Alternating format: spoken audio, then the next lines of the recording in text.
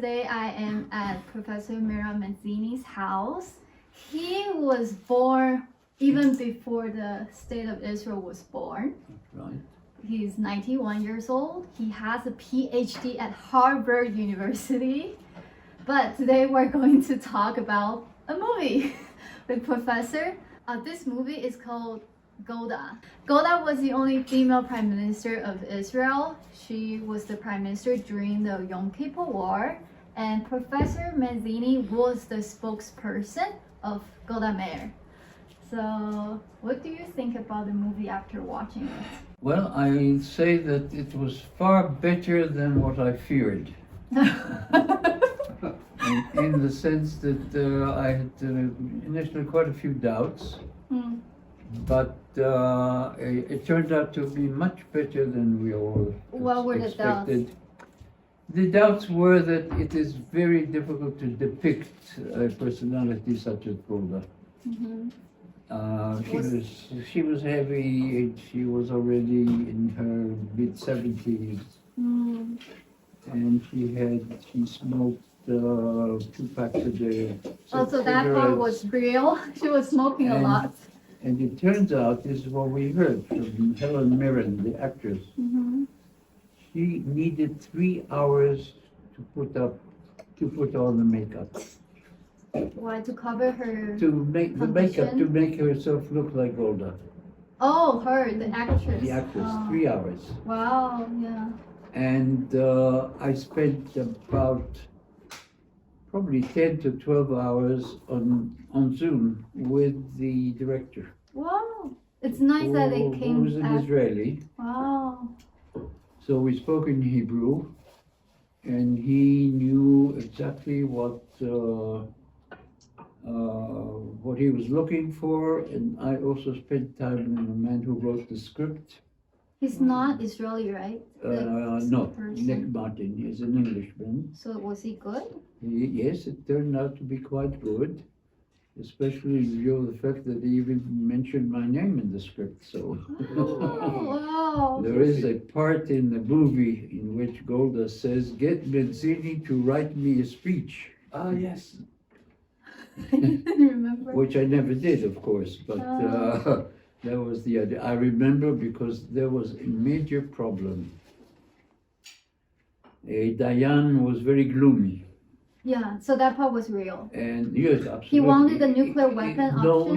he was hinted Okay. at some point about the possibility of using special means. And she understood, and she looked at him and said in Hebrew, "Tishkach," which means forget it. That was the end of that one. But he was gloomy, and therefore there was fear that if he addresses the nation,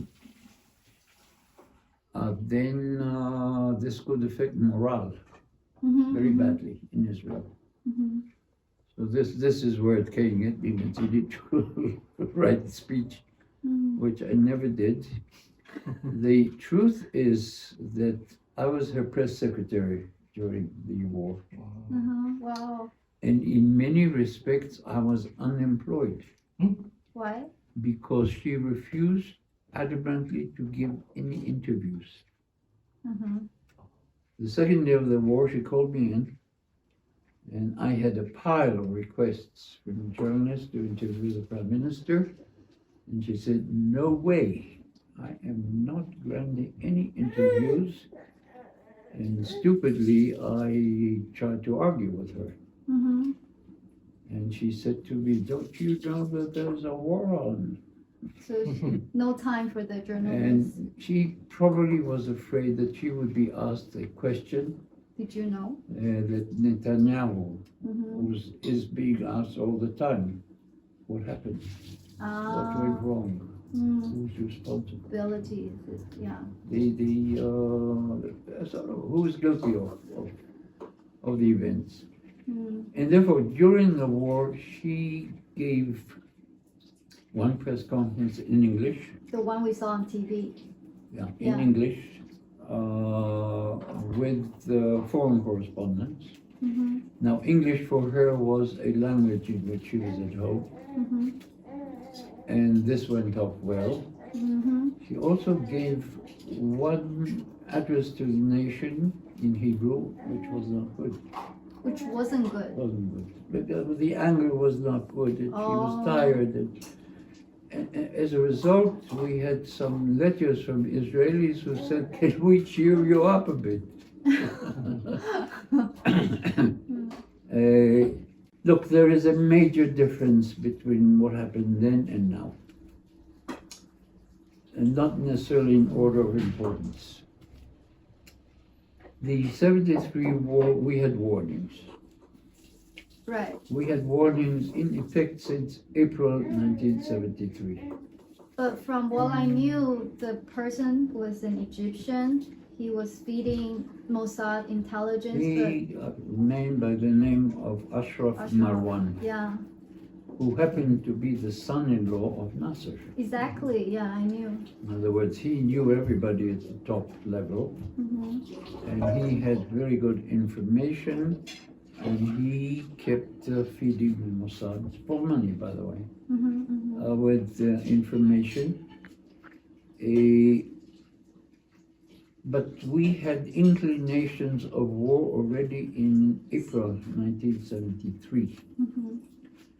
And I remember the Prime Minister Golda called in at her home, at her official residence, not in the office. There was a big meeting of the defense minister, the chief of staff, the head of the Mossad, who, by the way, died this morning. Oh, Zvika Zamir, who was the head of the Mossad then. wow. And Golda loved him intensely. He was very close to her. He died this morning at 98.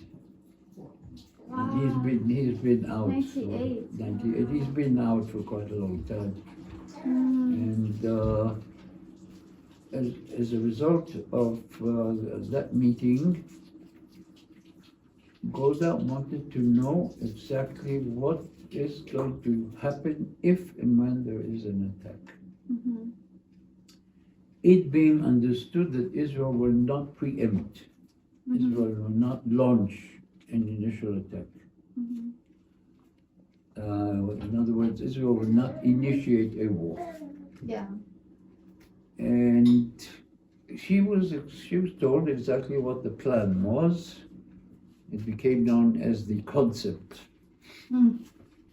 The assumption being that if they attack the regular army on the Suez Canal and on the Golan Heights, will be able to block for 2 or 3 days. The Air Force will come in and then will call up the reserve forces and will launch a counterattack. So that was a good plan. That was the plan, acceptable plan. Yeah. And bear in mind that the Suez Canal is about 400 kilometers from Tel Aviv, whereas the settlements near Gaza are 50 kilometers from Tel Aviv. In other words, we felt that we had the hinterland, we had the space. The war was not fought on Israeli territory. Yeah. She still was restless. Didn't accept this, and the director of military intelligence took her down to the underground bunker below the headquarters of the IDF, to the war room, and again explained to her with maps and everything, this is what's going to happen. In May 60, we had an alert. Egypt was about to launch an attack. The director of military intelligence at the time, Eli Zaira, said nothing will happen. Why would he? He assumed that nothing will happen. His sources were such that the Egyptians will not dare launch an attack as long as they don't have long-range fighter bombers and certain types of missiles. He turned out to be right. In that month In only. May, Yeah, in May only. Yeah. In May, June 1973, he was right. Yeah. And therefore, the assumption was that he knows what he's talking about. Okay. And therefore, if he was right in May, maybe he's right again in October. Yeah, In October, he was wrong. exactly. And the cost was so high because of this mistake. The cause was enormous, but they made a major error in the day. See, on Yom Kippur, Israelis are either at home or in synagogue, Exactly. and therefore it's easy to call them up. If they would attack, for example, on New Year's, on Rosh Hashanah, then there were about 60,000 Israelis inside. And many were overseas. Go and get them. It was easier to call up. But above all, the war was fought far away from the heartland of Israel. Golda immediately set up a war cabinet. Yeah. Consisting mostly of 5 people who were very close to her. She, the defense minister, the chief of staff, and 2 other ministers who were also close to her, Galili and Alon. In effect, neutralizing the defense minister. They ran the war, not he. Moshe Dayan, basically. Not Moshe Dayan. Who's the defense minister? Yes, but The war cabinet they excluded him. Not excluded, but they neutralized him. You see, in the 6-day war, he was also a defense minister. He ran the war. Yeah, he was a hero. He was the hero of the war, not the prime minister. This time he was not. Because as defense minister, he was part of the group that bears the responsibility. Right, yeah. And she ran the war in an amazing way. She displayed enormous understanding of tactics, strategy, politics, diplomacy, economics. Wow. Because remember, part of the Arab war against Israel then was also oil boycott of many countries, which led most of the African nations to suspend ties with Israel. Wow. And for Golda, yeah. she saw this as a personal insult, because much of her reputation was built on relations with Africa. Wow. But she sat there. Somebody asked me once, how is Golda? I said, she sits there like a Buddha. Tough, strong, solid. Wow. And she also understood very well the nature of Israel-American relations. Because she was very deeply involved in that from the time when she was foreign minister. And therefore her connections to Kissinger Was strong. and Nixon were very strong. In the movie, there was a line that she spoke when Kissinger came to her and said, "I'm American first," and then Golda replied, "In this country, we write from right to left." Yes, Did she actually say that? This is the story that went around. I don't think she said. But that was clever. I can tell you another story. Okay. First of all, in the movie, she calls him Henry and he calls her Golda. Okay. No way. Okay. It was always Madam Prime Minister and Mr. Secretary. No first names. Oh, but I thought they no were first names. informal. Okay. No first names. At some point during the negotiations with the Syrians for a separation of forces agreement, which, by the way, is still in force as we speak now, 50 years later.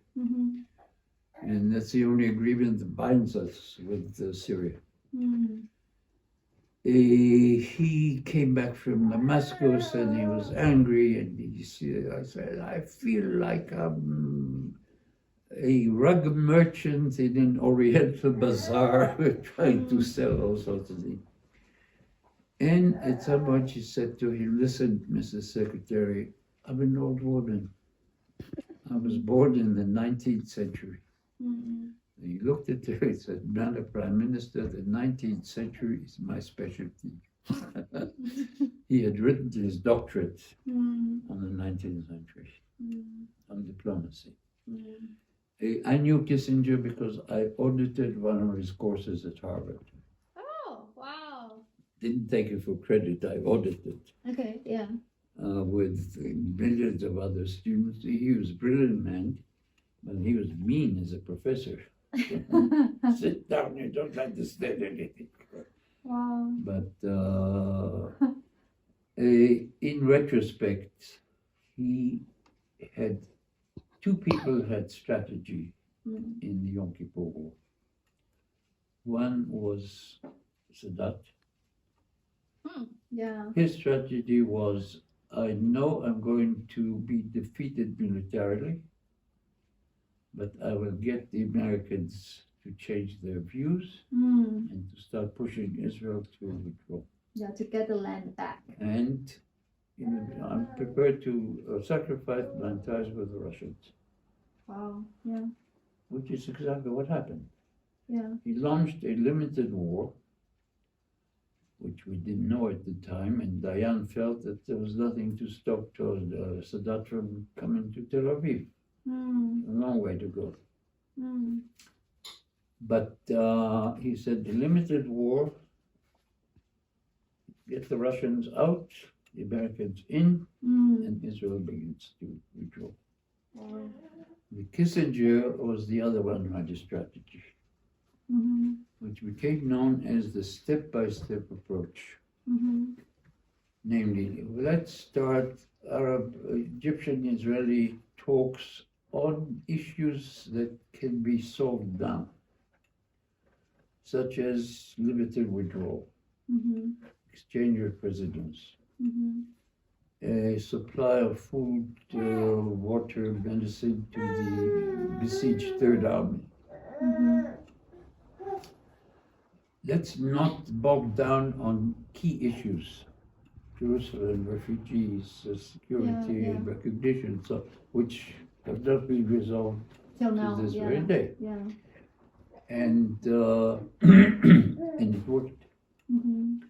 It worked because Israel too at the time is not prepared to go into basics. In other words, he had a strategy. I am not sure what is the strategy of Netanyahu now. But before we jump to Netanyahu, I have a question. I heard that Sadat offered a peace treaty before Yom Kippur War. He offered peace agreement conditioned on the following elements.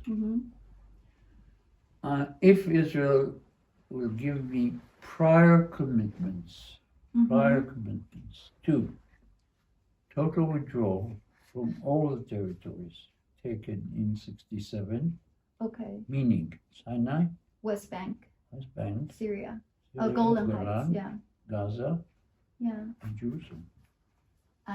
So no way. Yeah, there's no way. Second, resolution of the Palestinian refugee problem according to UN resolutions, which means right of return.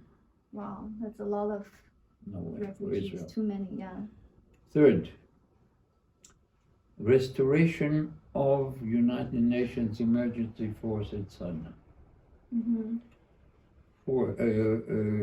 Fourth, Suez Canal open only according to 1888 Constantinople Agreement, meaning Egypt has the right to close the canal during the war. Straits of Tiran open according to international law. Go to the international court and get yourself a ruling. There's nothing there about direct negotiations, recognition, and peace treaty. So he did mention the possibility of a peace agreement, but the conditions, It's too harsh. prior commitment, Israel couldn't accept. So between this peace agreement and Yom Kippur, or if you can choose, now of course you can't, but if you could. What happened after Begin? Begin was able to secure a peace treaty, totally divorced from the Palestinian issue. Okay, yeah. In the Israel-Egypt peace treaty, no mention of Palestinians, Jerusalem, refugees, withdrawal in other sectors, or Only on any Sinai. progress towards a resolution of the Palestinian issue. Strictly Egypt, Israel. And Suez Canal opened unconditionally, Tehran opened unconditionally, peace treaty, diplomatic relations, trade relations. We signed with Egypt either 30 or 31 agreements. Most of them are not being implemented, some are. Some are. Egypt is now playing a very important role in the Gaza war. Yeah. We prefer Egypt and Qatar. Yeah, I hope they. So the Yom Kippur War led to a major diplomatic breakthrough, which resulted later on in 3 agreements before Sadat came here, and then a peace treaty. I keep telling an American audience, imagine Sadat came 4 years after the war. Sadat came in November 1977. Imagine Emperor Hirohito going to America in 1949, 4 years after Japan surrendered. It was incredible. Yeah, the history would be so different. Totally different, incredible. I mean, I was one of the people who stood here at the gates of Jerusalem when he came. When Sadat came, and we cheered him like mad. Oh. Yeah. My youngest daughter, Marianne, she was then 5. She was in kindergarten. And she came home on a day when he was here crying. Well, what happened? Sadat was passing by, and they gave them flags, so they would wave at Sadat. So Israeli or Egyptian? Both. Wow. So what are you crying? She said, I wanted the Egyptian flag. Why? Because the colors are nice. She likes red. Next time I was in New York, I went to the UN. Okay. And I bought an Egyptian flag. She has it to this very day. So I said to my wife, can you think for a moment our daughter crying because she didn't get an Egyptian flag? Wow. Now, that symbolized the Noah's change. We often hear that the Yom Kippur War changed the whole generation. It changed the whole Is it generation. in the positive way only, or also the negative way? Mostly in a positive way. Okay. Because between the 6-Day War and the Yom Kippur War, we were living in a dreamland. Dreamland. In a la-la land. Because of the enormous victory territories. We thought we were the biggest power in the Middle East between Morocco and India. And the economy was flourishing and immigration was coming in, and we really thought that sky is the limit. Wow. There's a great deal of pride and haughtiness, and we paid a price for that. Okay, very, very good. Not only 2,600 dead, but many wounded. The war cost us, 73 war cost us a year and a half gross national product, which at the time was, I think, about $18 billion or something. That's a huge fortune. It did create a scar, certainly a scar to this very day. How did we have an intelligence failure? And this is where there is a similarity with This war. Yeah. Mindset.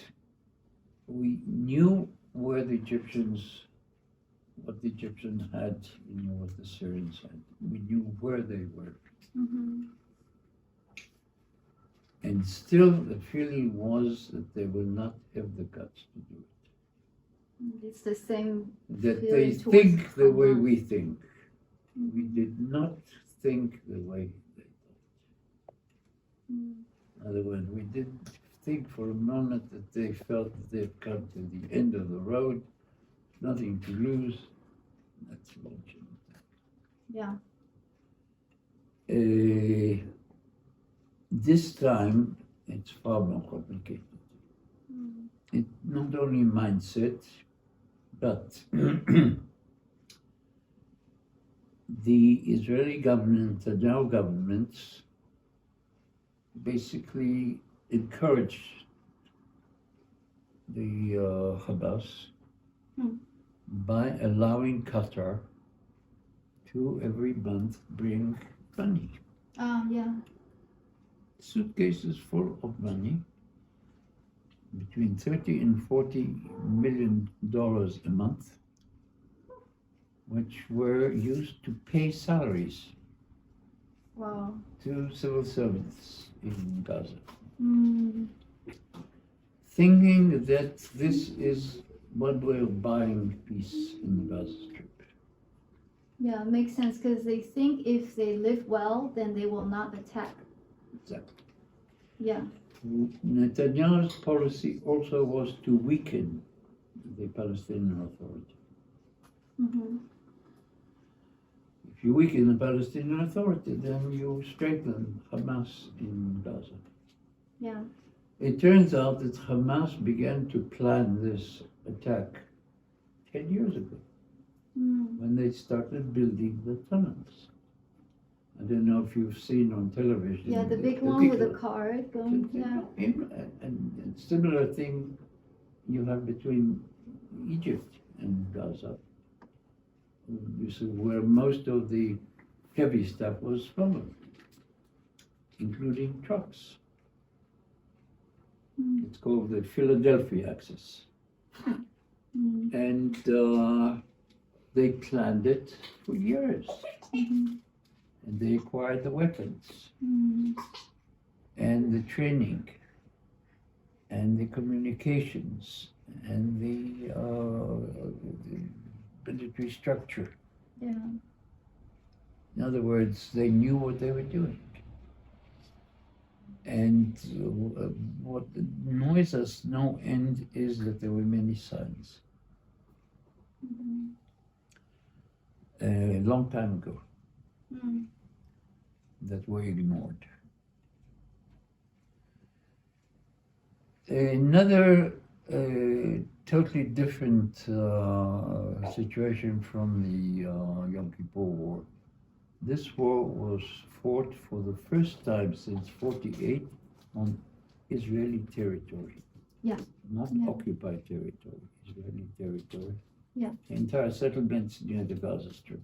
That's the major difference. Yeah. Another major difference is, had they wanted, the Hamas could have driven to Tel Aviv.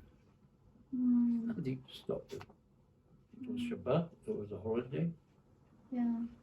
Four regiments that were supposed to be in that area were called In West Bank. to the West Bank. So why didn't Hamas go north? Instead they went south. Because they didn't understand that there was nothing facing them. And their plans didn't call for going to Tel Aviv. I think that most they hoped was to reach Kiryat Gat. They didn't know they could. Yeah. They Wow. didn't realize they could. And then they stopped and they started looting and killing and raping and babies and so on, and capturing people. And this held them back. So this was not the original plan? The plan was the plan to rape and kill and The loot, plan- or to go to... First of all was to enter Israel, capture Israelis, kill Israelis, destroy Israeli property. Mhm. They also were totally unaware that there was a music festival Yeah, rape. where hundreds of Israelis were. Yeah. We are still investigating who gave the permit Yeah, to hold this festival with so many people. yeah. I saw on the news the families are suing the government. That's right. Yeah. Mhm. And there's a major problem there. Another difference is 1,200 people dead in one day. Yeah, it never happened Mostly since the civilians. Holocaust. Yeah. On Israeli territory proper. Mm. Another was their ability to launch, by now 17,000 rockets at Israel in the last 2 months. Wow.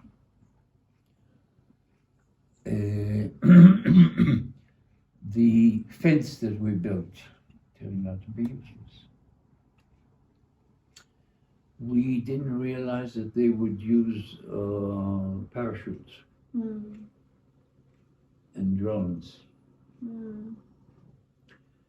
We didn't realize that the second wave would be not non-Hamas Gaza civilians Yeah. who came to loot. They were unarmed, right? They were civilians. The second Yeah. wave, unarmed. They just took advantage of the Advantage situation. and burnt and killed and looted and, Mm. hostages and so on. Mm.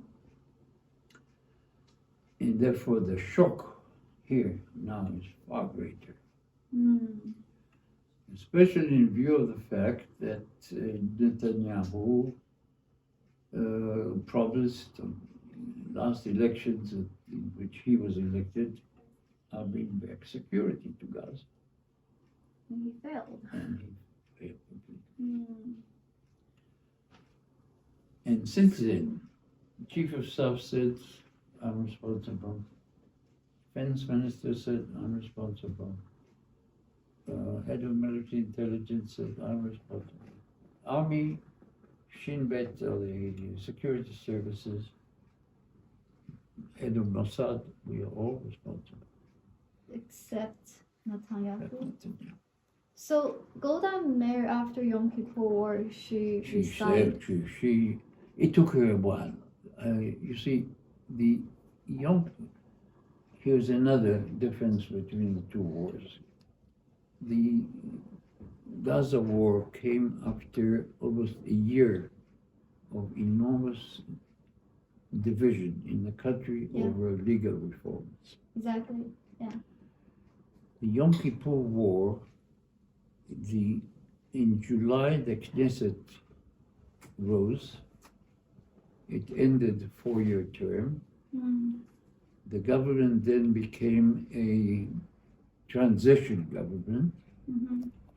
and we were to go to national elections October 30. Mm. In other words, the country was on the eve of national elections. So it was weak? What does it imply? It implies that the heads of the governments were not in the mood to alarm the country that something is wrong. In 73. 73. So, yeah. If something is wrong, then you're running a campaign based on the fact that you never had it so good. Yeah. This is what Golda told Nixon on March 1st, 1973. We never had it so good. Mm. And And therefore, newspapers, for example, were asked, don't stress that there's something wrong on the borders. So it feels like whenever Israel is divided or when there are internal problems, it becomes the perfect timing for the enemies to attack. Yes, the assumption being that it will take Israelis much longer to rally together. Mm-hmm. It took Israel probably 10 hours to understand the enormity of what happened. Mm-hmm. And to start calling out the army. Mm. The country went into counteroffensive probably 2-3 days later. Mm. But the country is still reeling from the impact of what happened, with a great deal of sense of shame, humiliation. Yeah. How the eighth most powerful army in the world found itself. And also intelligence. And Also, massive intelligence yeah. failure. And as time goes by, we hear more and more, let's say, the women soldiers who were the outlooks, those who looked at the computers and so on. They warned. They gave warnings. But were they not taken And they were not listened to. because of their gender? Partly because they're girls and they're a 19-year-old and they don't understand. And partly because nobody believed them. And partly because the mood was coddle Hamas. Coddle, pamper Hamas. Give them money and so on. And things will be quiet. It's not the case. So now it's already almost 3 months since the war began. I'm not going to ask you how long the war will continue. I'll tell you something else which never happened. We never removed 120,000 Israelis from the border areas, from the northern part and the Gaza area, to hotels and guest houses. It's never happened before. Never happened. It's certainly not for such a long time. But it's a good policy, right? It's totally demoralizing. Because these people are now saying, we're not going to go back until our security is assured. Yeah. How can you assure security? In other words, the goals of the government at the moment are get the hostages back, and destroy Hamas. Yeah. You can destroy Hamas, but you can't destroy an ideology. I know. And Hamas is also a religious ideology. Yes. And an ideology that does not accept the right of Israel to exist here as a separate, independent, Jewish, Zionist, sovereign state. This also has never happened to us. There's another problem. In 1973, the government functioned. The home front was looked after. Now the government is not functioning. Can you explain more? In terms of providing aid to those who had to leave their homes. But I heard there are some, what do you call it? Voluntary organizations. A lot. The Huge government number. also paid some money for people who had to stay in the hotels. Until they paid us money, it takes time. There's enormous bureaucracy. But the government basically, I could say, apart from the Ministry of Defense, was paralyzed. And still is in many respects. Not functioning well. The health services are at the seams. You now require, for example, the services of psychologists and psychiatrists. Yeah, Because there are more and more people who are traumatized. I know. Yeah. Many of those who had to leave their homes. Mm. Something else. We find ourselves fighting, this is what the defense minister said, on 7 fronts. Mm. Mm. Gaza, West Bank, Lebanon, Syria, Yemen. and Yemen. 5 And fronts. Palestinian, 5 fronts. And Yemen. Jordan. No, Jordan, Okay. quiet. So 6. Lebanon, Syria, Yemen, Iran, of course, Mm. and Gaza, and the West Bank.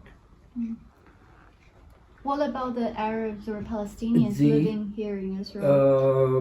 Basically, they have been quiet, and I'm not aware of any problems. Just a few terror attacks here and there, but it's Yeah, no, minor. No. Nothing like previous when you had Intifada? Israeli, not intifada, but you had lynchings of Jews by Israeli Arabs. when was this? 2 years ago. Oh, okay. Acre Yeah. restaurants were torched. Hello. Bat Yam, Mm-hmm. Jaffa, Mm. you didn't have it now. Furthermore, there is an enormous difference between the type of government we had in 73 and the government we have now. Mm. Now it's the most right-wing nationalist messianic government we've ever had. Mm. In 73, it was basically a Labour-led coalition Mm. with Orthodox, not ultra-Orthodox parties, but not messianic.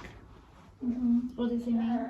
It means the messianic, it's a Ben-Gvir and Smotrich. Far right. Far-right settlements. Ben-Gvir is talking about resettling Jews in Gaza Strip. Mm. And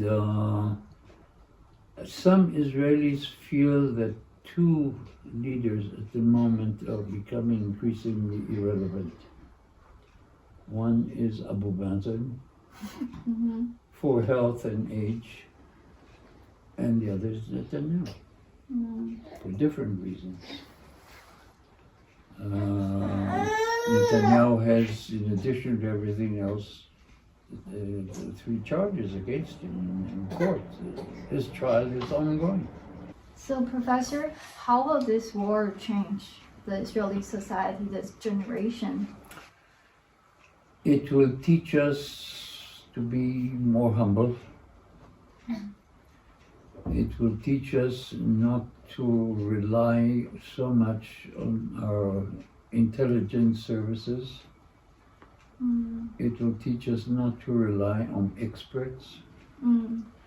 It will teach us to question many of the foundations of our policy. Mm-hmm. It will, on the other hand, it will also exacerbate, it will probably strengthen the center-right nationalist wings in Israel. Mm-hmm. It will strengthen those who will say not a chance of any solution to the Palestinian problem. But, Meaning you can have good relations with Saudi Arabia, with with the the Arab Gulf countries. states, with Qatar, Oman, or Mm-hmm. Bahrain, and so on, Morocco. But that doesn't solve the Palestinian issue. Because I'm from Taiwan, and this interview is also enabled by the. Can Taiwan learn Yeah. anything from this? Don't trust the experts. Don't trust the government. No, you don't have a choice. Make sure that your relations with America are sound, Mm-hmm. because one of the outcomes of the Gaza war is Israel's almost total reliance on America. Therefore, you've got to have very good relations with Americans. with the United States, who are only your major, like us, major protector and ally. You have to, what you're trying to do to expand ties with others, you have to have a system of reserve call-up, which you can activate very rapidly, as we did here. In other words, very quick response if anything goes wrong. I don't know if Taiwan can learn from Israel another possibility, that is an economic boycott by the mainland. We have not yet been faced by an economic boycott. Yeah, because the economy in Gaza is not And to mention. Taiwan, which I'm sure you do, has to have enough reserve food, fuel, basic goods for at least 8-9 months. Yeah. The thinking here is this war is going to last at least another 3-4 months. So, thank you so much for your time. It was so informative.